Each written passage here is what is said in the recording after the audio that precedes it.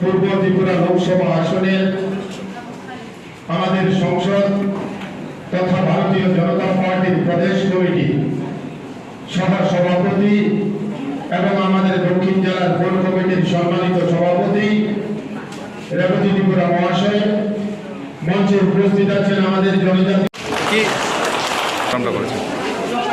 আমরা এখন বিশ্বমুখ মণ্ডলের উদ্যোগে একটা কর্মী সভা হলসভা, আসলে আমি অনেকদিন পরে আসছি, 3-4 মাস পরে, এবং আমাদের নতুন সভাপতি হয়েছে। তো ওনারা রিকোয়েস্ট করেছিলেন আমি কর্মীদের সঙ্গে একবার সবার সঙ্গে কথা বলি। তার মধ্যে আমি এখান থেকে 4-5টা বুথ, যেটা খুব দুর্বল বুথ, এই বুথের দায়িত্ব আমি নিজেও নিয়েছি। তো এই বুথে আজকে 17 নম্বর বুথে একটা মিটিং আছে।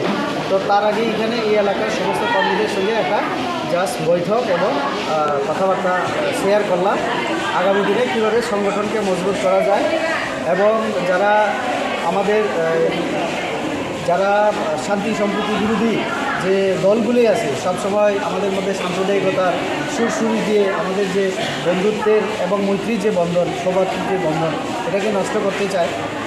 এরকম অপশক্তির বিরুদ্ধে যাতে আমরা সজাগ থাকি এবং উন্নয়নমূলক কাজ আমাদের যেটা রাজ্য সরকারের, কেন্দ্রীয় সরকারের উদ্যোগে, এটাকে যেন আমরা সাধারণ মানুষের কাছে পৌঁছে দিতে পারি, আমাদের কর্মীরা যেন আরও দায়িত্ব নিয়ে কাজ করে।